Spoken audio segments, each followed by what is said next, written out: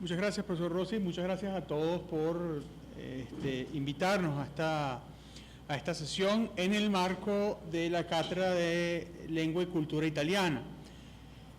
No tenemos que hablar en italiano, ¿verdad? No es necesario. Menos mal. Voy a hablar en perfecto español, no se preocupe. Bueno, perfecto, vamos a ver. Usted me dice cuando vaya...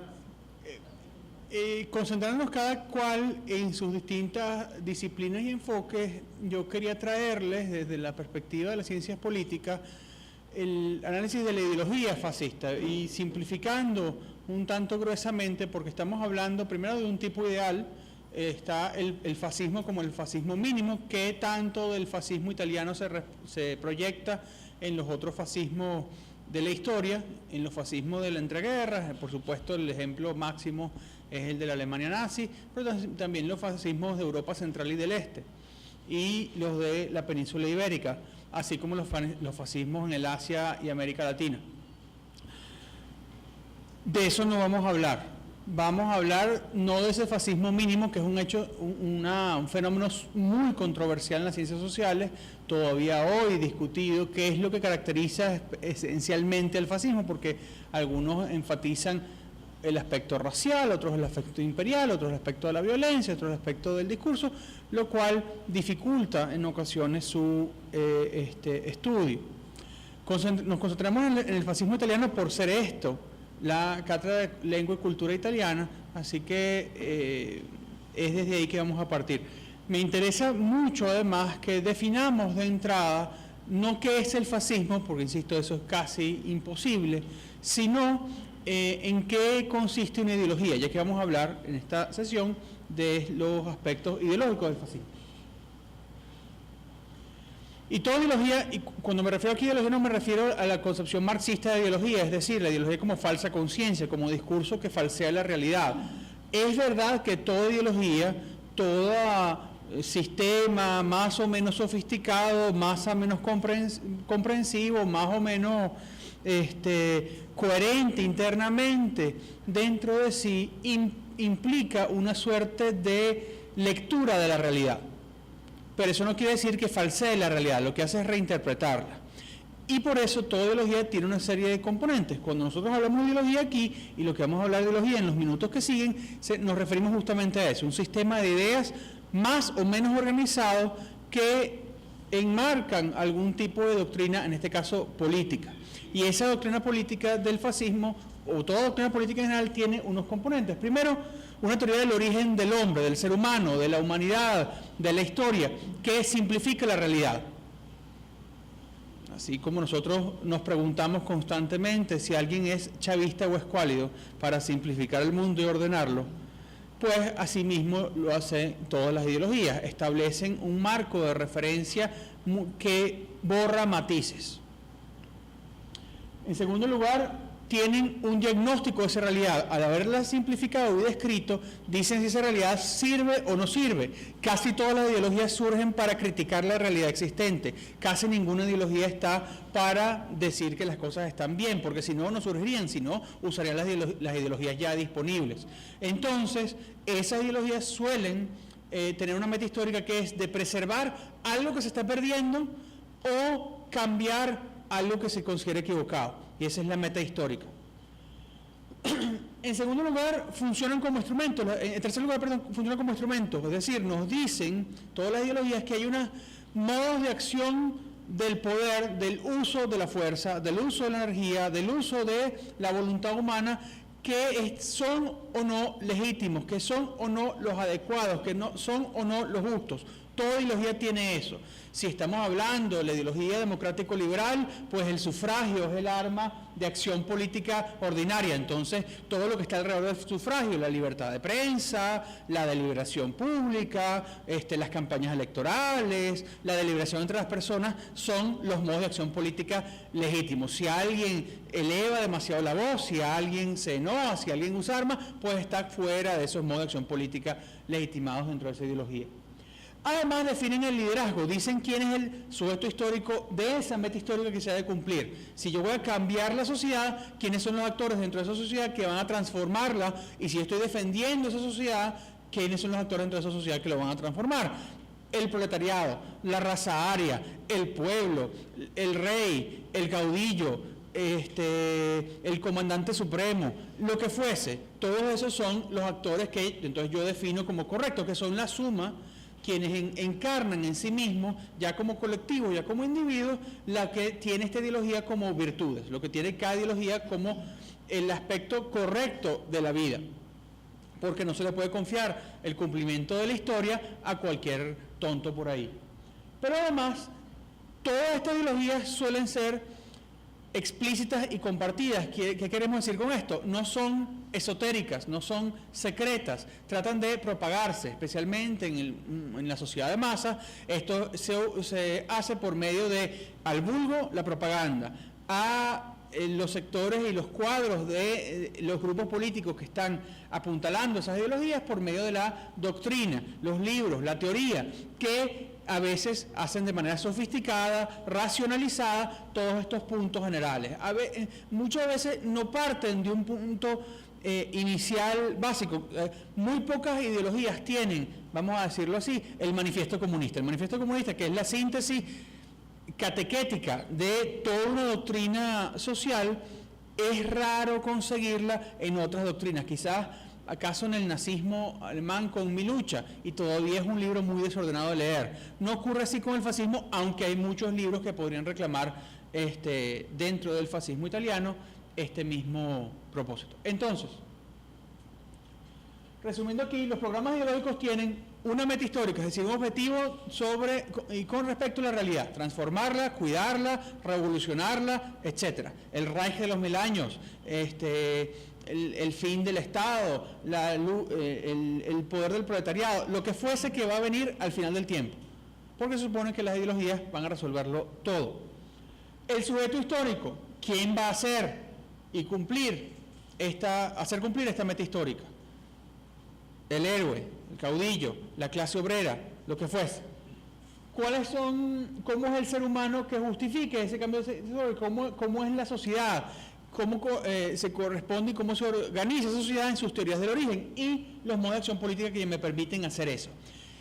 Voy a poner un brevísimo ejemplo con el liberalismo para que no entendamos, porque el liberalismo es nuestro normal, el liberalismo es nuestra doctrina ordinaria, es nuestro lenguaje político estándar. Y así lo explico. El origen de la sociedad para el liberalismo es la igualdad absoluta de los seres humanos, igualdad que es igualdad de derechos, no igualdad material, que entonces se basa en todas las sociedades en un contrato, la teoría del contrato de Hobbes, Locke, Rousseau, etc. Ese origen implica que los seres humanos son más o menos buenos, más o menos malos, en todo caso tienen intereses que se concilian en ese contrato. Y la meta histórica del liberalismo es la libertad, la igualdad y la fraternidad, el famoso lema triple de la Revolución Francesa. Para hacer eso, ¿cuál es el sujeto histórico? Bueno, el pueblo el ciudadano. Yo no voy a entrar aquí ahorita en el debate si hay pueblos ciudadanos, eso me parece un tanto pedante en este momento, pero lo cierto es que para la Revolución Francesa, los derechos del hombre y del ciudadano; para la Revolución Norteamericana, nosotros el pueblo que tenemos estos derechos, etcétera, etcétera, son lo mismo. Entonces, quienes van a hacer eso no es la nobleza, no es el clero, no son los caballeros en la aristocracia, es el pueblo. Que quieren decir el señor George Washington que el pueblo es lo mismo que lo que quiere decir el presidente Maduro. No, pero no vamos a meternos en los distintos significados de pueblo ahora mismo.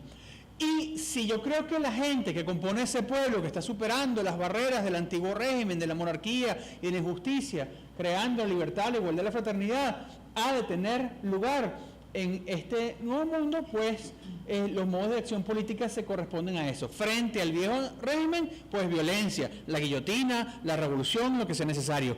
En el nuevo régimen, la deliberación, el voto, la libertad de prensa, los partidos políticos, etcétera, etcétera.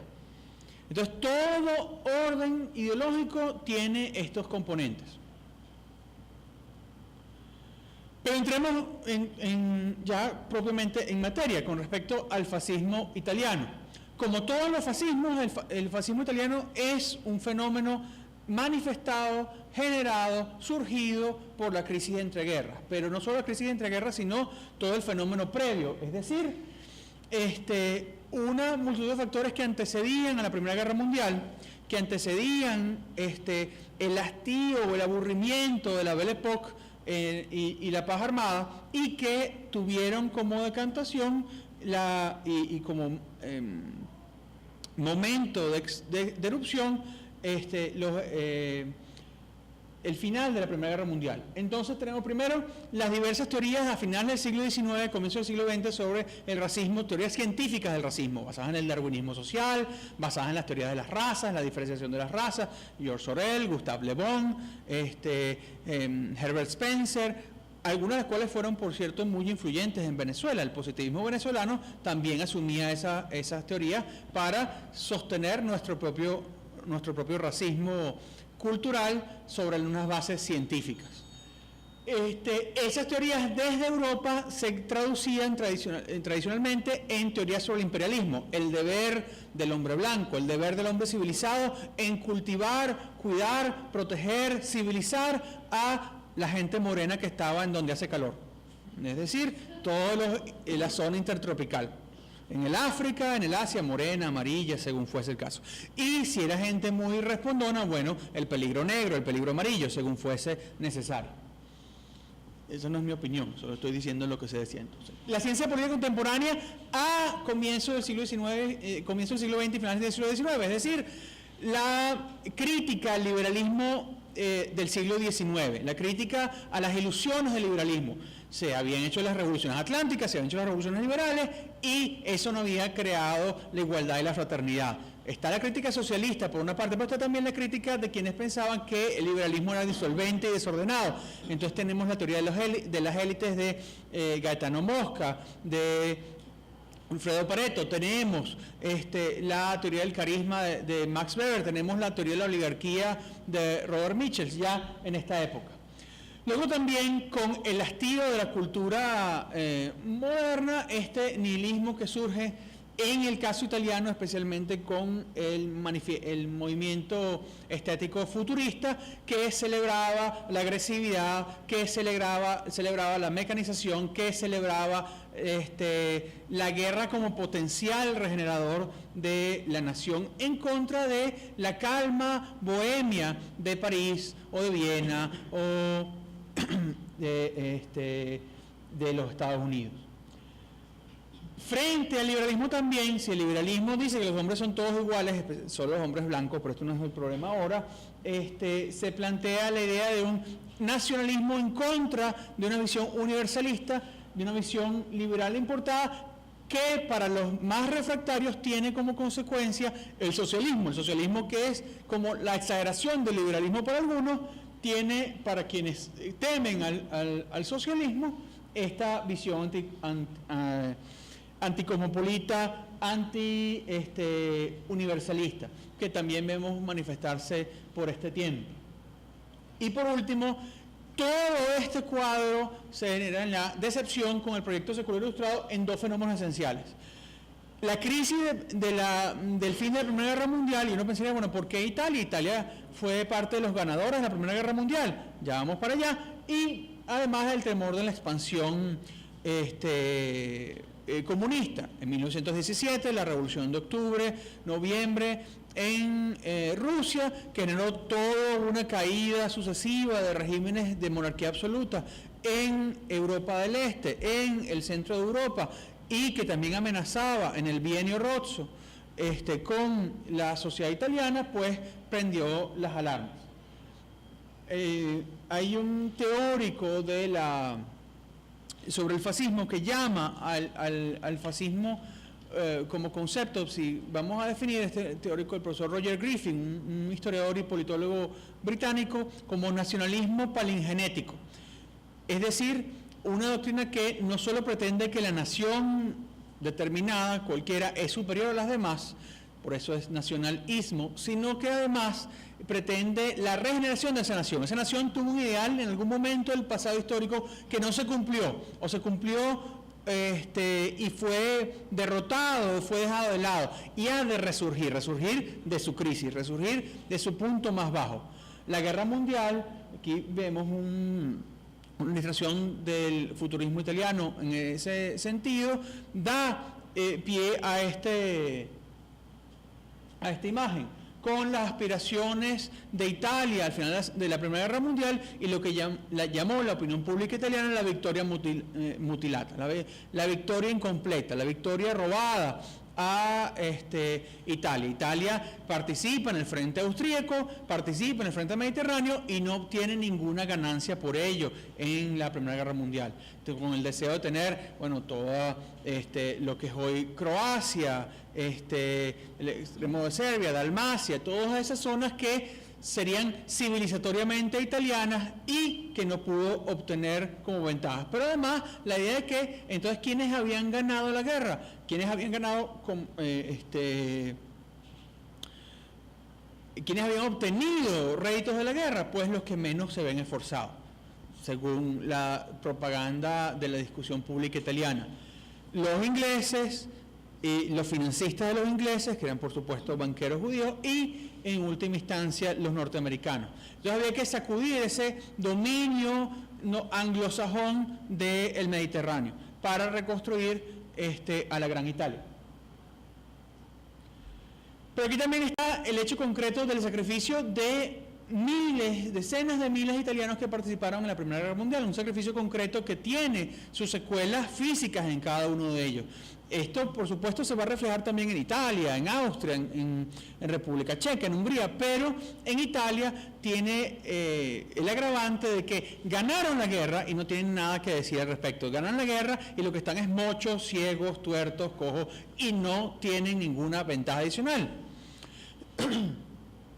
Uno pensaría, bueno, pero ¿por qué si un soldado inglés también pasó lo mismo? Si un soldado norteamericano también pasó lo mismo, ¿por qué no se quedó? Bueno, esas son cuestiones de otra consideración.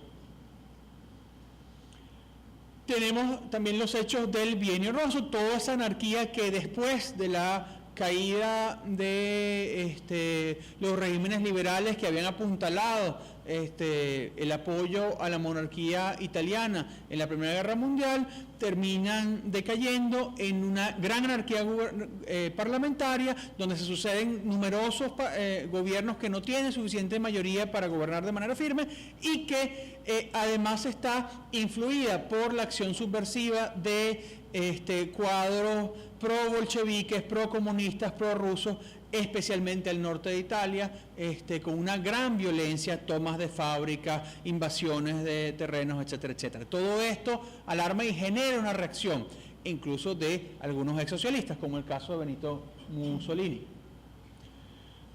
Aquí tenemos un artículo del propio Mussolini, Trincherocrazia, de 1917. No se ha acabado aún la guerra, está en eso y escribe en la prensa italiana diciendo que se genera dentro de las trincheras una nueva voluntad, un nuevo modo de ver la realidad, que no pueden volver a la vieja normalidad de la Belle Époque. Las palabras república, democracia no tienen ya sentido. Tendrán alguno mañana, pero se queda dado por los millones que regresaron. Y puede que sean muy distintos. Podría ser, por ejemplo, un socialismo antimarxista y nacional. Los millones de trabajadores que regresan a trabajar en el campo, luego de estar en los surcos de las trincheras, realizarán la síntesis de la antítesis, clase y nación. Es decir, lo que es la determinación de clase, que se supone que son conflictivas, uno es proletario o es burgués, están subsumidas en unión en la nación lo sintetiza, y la nación es el espíritu elevado. Ahí, por supuesto, toda la influencia de la filosofía alemana, especialmente tanto de Hegel como de Nietzsche, en estas doctrinas es importante. Pero vemos para dos caricaturas de época, la ridiculización del rey, esto es en el traveso de la idea, vemos a los líderes socialistas humillando al rey Humberto, según la prensa de la época, atendiéndolo como si fuera cualquier persona. Mientras tanto, frente a todas las oposiciones, hay un texto de un futurista por este tiempo, y perdonen que lo diga, y esto tiene que ver con el sujeto histórico de la revolución.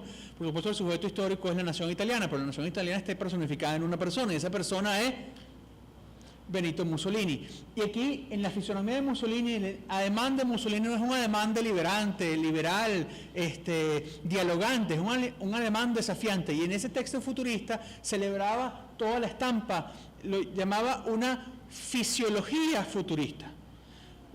la cabeza y el cuerpo cuadrado, como si fuera una suerte de proyectil, el ceño fruncido, los labios pronunciados, como alguien que no teme decir lo que cree, y así, ¿sabes? Es una idea muy interesante que se refleja aquí, la misma pose, como si fuera una taza. El señor Mussolini aquí en su ropa de parlamentario, pero un gigante frente a todos los enanos de la política italiana, de la prensa italiana, de la versión italiana. El único que tiene algo para salvar el barco a la deriva, que es Italia, es el gigante Mussolini. Y así se va a ver luego en la propaganda. En el Bienio Rosso, el bolchevismo contra el fascismo, la devaluación de la moneda italiana frente a la revaluación de la moneda italiana, por poner un ejemplo. ¿Qué ideas generales tiene el fascismo italiano que nos sirven para completar el esquema que hemos dicho antes? Primero, el antimarxismo. ¿Por qué el antimarxismo? Ciertamente el fascismo tiene un componente socialista, un componente de intervención del Estado, pero es antimarxista en el sentido que no trata de la irrupción de la clase obrera por sobre las demás clases, ni trata de la idea de una revolución internacional. Y además es antirruso, que antimarxismo en 1919 es esencialmente antirruso, viendo los rusos además como la otredad, son los eslavos, son bichos raros, son tipos que no son realmente europeos. Son más antiinternacionales en un sentido de criticar a la comunidad internacional de su tiempo, la civilidad de Versalles, la civilidad del levita y el paltó. Lo que importa para el individuo es su voluntad y no el determinismo económico, es la voluntad suprema de la nación, el espíritu de la nación por encima del interés de clase. Yo tengo que definir mi vida no por ser profesor, o no por ser obrero, no por ser burgués, o no por ser proletario, sino por ser hijo de mi patria. Hijo de mi patria en este contexto preciso es Italia. Pero además la idea es la recuperación nacional. Recuerden, nacionalismo palingenético. Se trata de restaurar la nación, completar el resurgimiento que se vio interrumpido por la democracia liberal, se vio interrumpido por la falsa democracia parlamentaria, se vio interrumpido por el socialismo y se vio interrumpido por la guerra, y completarlo no solo en sus esferas institucionales y demás, sino también en su esfera territorial, es decir, completar la restauración de Italia al puesto de preeminencia que alguna vez llegó a tener como civilización. En términos políticos, la consecuencia, aunque realmente esto nunca se llevó a cabo del todo, el Estado fascista italiano fue un Estado en términos autoritarios bastante más leve que casi todas las otras dictaduras europeas. De hecho, comparativamente, uno podría decir que el Estado autoritario italiano era apenas más autoritario que la República Liberal, que el régimen liberal de monarquía parlamentaria italiano de las décadas anteriores, y apenas un poco más autoritario que lo que eran en efecto las repúblicas y democracias liberales de su tiempo. Pero, es decir, no se compara el fascismo italiano en su práctica. Hay quienes discuten si es por diseño o por incompetencia con el nazismo, con el estalinismo, con los otros regímenes totalitarios. El nazismo y el estalinismo que son contemporáneos. El fascismo es el modelo inicial, pero es un modelo incompleto. Y su corporativismo es la idea de que esa sociedad representada por la nación está también subsumida a una serie de intereses, vamos a decir, pseudo-medievales, ordenadas por guildas, ordenadas por corporaciones. Es decir, es anti-individualista en ese sentido. La expresión constitucional de esto, aunque vamos a hablar luego del derecho, son las leyes excepcionales del fascismo, las leyes fascisísimas, que son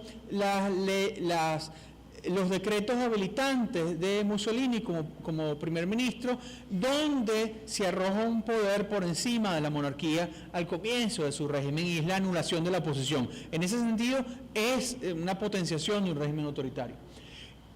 En términos concretos, esto implica que es antideliberante, antiparlamentario, antipartidista y totalitario, pero totalitario, insisto, no es Corea del Norte, el fascismo italiano no es Corea del Norte. La idea de totalitario, que la define el propio fascismo italiano, es quienes presentan ese concepto a la ciencia política contemporánea, es la idea según la cual el Estado tiene el derecho de intervenir en cualquier ámbito de la vida humana.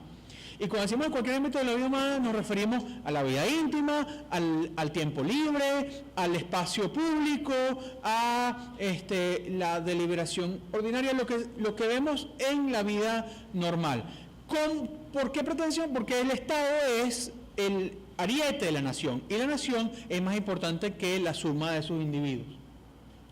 Hay últimos dos aspectos de este fascismo italiano, pues el militarismo o virilidad como ideal, que lo encarna Mussolini como el ejemplar máximo, y por eso a veces las fotografías de Mussolini descamisado, segando trigo en los campos, montando caballo, como una suerte de estatua viviente, en lo que puede verse, pero también de las tropas y del cuerpo humano hermoso. No pretendo yo mostrar ese ideal en mi persona, pero ciertamente era algo que, por eso también la idea de controlar el tiempo libre y controlar tú no vas a fumar y a ver películas y comer chucherías, no, tú vas a hacer ejercicio, tú vas a ir al campo, tú vas a estar con tus hermanos en un refusilamiento homoerótico si quieren, pero en cualquier caso que sirva para crear hombres fuertes y viriles que son además soldados de la patria, mujeres sanas y castas que luego van a ser las madres de los nuevos soldados de la patria, y niñitos que luego van a obedecer a sus padres y van a obedecer al Estado y van a ir a la guerra y se van a morir por su patria. Uno se puede burlar de este régimen, pero duró 2 décadas. Y por último, esa vida nueva va a estar en un espacio vital. El espacio vital, así como el Lebensraum alemán, es la expansión de las necesidades de esa pequeña península, de la población de esa pequeña península, en el deber de civilizar el norte y el oriente de África, que es la idea del imperio italiano, pero de los Dardanelos a Suez, de Suez a Gibraltar. Todo el Mediterráneo esencialmente como el Mare Nostrum del nuevo imperio italiano. Ya estoy súper en el tiempo, ¿verdad? No quiero abusar de ustedes, hay un montón de citas que me gustaría hablar, pero hacemos esto, aquí un retrato futurista de Mussolini, le damos y para que nos aparezca el doctor Giovanni Gentile, ¿qué cosa es el fascismo? Dice en el año 25. No olvidéis, el estado ético del fascismo ya no es el estado agnóstico al viejo liberalismo. Su ética deriva de la espiritualidad, una personalidad que es conciencia, un sistema que es voluntad. Me encantan estos textos por la aliteración y el tono casi poético que tienen. Esto no es un texto de ciencia política, esto es poesía en prosa, si se quiere. Y es difícil a veces analizarla en términos politológicos, no digo en términos lingüísticos. Caballeros, el fascismo es un partido, una doctrina política, pero el fascismo es sobre todo una concepción total de la vida. Así se logra el objetivo principal del fascismo, que es tomar la vida en serio. La vida es fatiga, trabajo, sacrificio, es un trabajo duro, una vida donde sabemos que no hay diversión, no tienes tiempo para divertirte.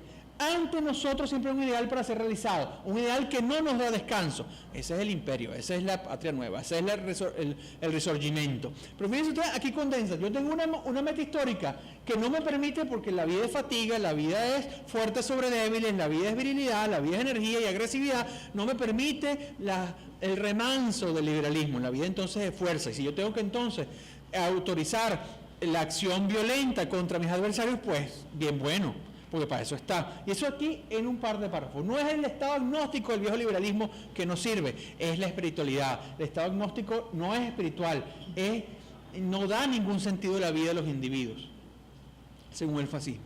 Y por eso ha de ser superado. En estos ejemplos aquí, si uno tiene el álbum Panini de los mundiales, no le va a salir esta barajita para el afiche del mundial, siempre sale el otro afiche famoso con las banderas, pero este es el del mundial del 1934, campeonato mundial de calcio. Mencionarán el surgimiento de todas estas palabras italianas para el fútbol como doctrina fascista, para quitar las palabras inglesas.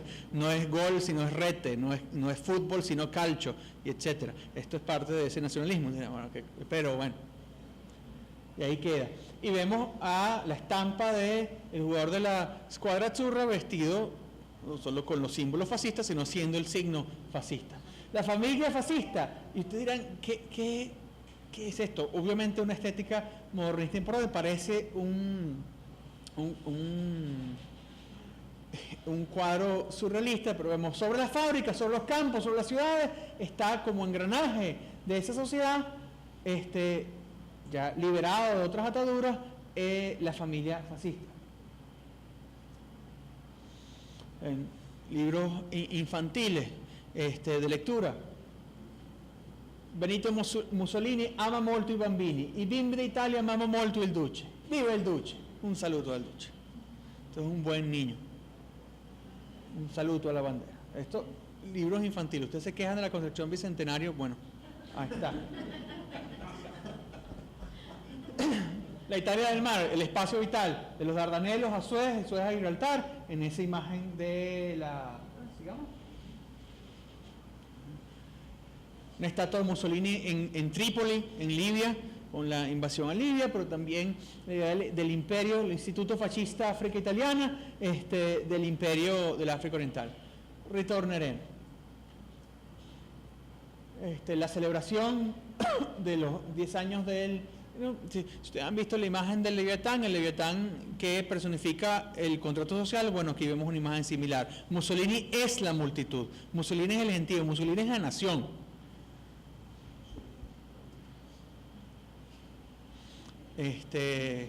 Por si no sabes cómo votar en un referendo, ahí te lo dice Mussolini. Uno se da cuenta que George Orwell no escribió en un vacío. Y cerramos con esto para no... ¿Ah? La doctrina del fascismo, del propio Mussolini. El fascismo se opone, por tanto, al socialismo, para el que la unidad dentro del Estado, que amalgama clases en una única realidad económica y ética, es desconocida, que no ve en la historia nada más que la lucha de clases. El fascismo se opone igualmente al sindicalismo como arma de clase, pero cuando se trae dentro de la órbita del Estado, el fascismo reconoce la necesidad real que hizo surgir el socialismo y el sindicalismo, dándole su debido peso en el sistema gremial o corporativo en que los intereses divergentes se coordinan y armonizan en la unidad del Estado. Es decir, el fascismo no va a dejar solo, como se hace el liberalismo y el capitalismo y hacen los racistas de Wall Street y de Estados Unidos, de Inglaterra, a los pobres de Italia. Tras el socialismo, el fascismo ataca el complejo entero de ideologías democráticas, rechaza a ambas en sus premisas teóricas y en sus aplicaciones o manifestaciones prácticas. El fascismo niega que la mayoría, a través del mero hecho de ser mayoría, puede gobernar las sociedades humanas. Niega que esta mayoría pueda gobernar por medio de una consulta periódica. Asume la irremediable, fructífera y beneficiosa desigualdad de los hombres, que no puede ser nivelada por un hecho mecánico extrínseco como el sufragio universal. Elecciones, ¿por qué? Ya sabemos quién opina. Si no, preguntémosle al muñeco del edificio. El fascismo entonces tiene todos esos componentes. No quiero ir ya más allá, pero reiterar, que retrocedamos una, dejándolos con la imagen. Es la unanimidad de la nación, la unanimidad total de la nación, es un espíritu que interviene en todos los aspectos de la vida. Por supuesto, esto es una idea general de crisis europea, pero también en esas recurrentes crisis civilizatorias, una idea que resurge, una idea que vuelve, una idea que se nos asoma. No podemos pedir que en el surgimiento del fascismo hoy devuelva gente vestida de camisas negras o que ande gritando viva Mussolini, sino con otro tipo de deseos, otro tipo de apetitos. Y a veces de manera preocupante, cuando nuestras propias naciones, y no voy a referirme a ningún país suramericano en particular, están en el nadir de su civilización, en el nadir de su experiencia, pues ven surgir ideas de resurgimiento que son también amenazantes a las libertades. Muchas gracias.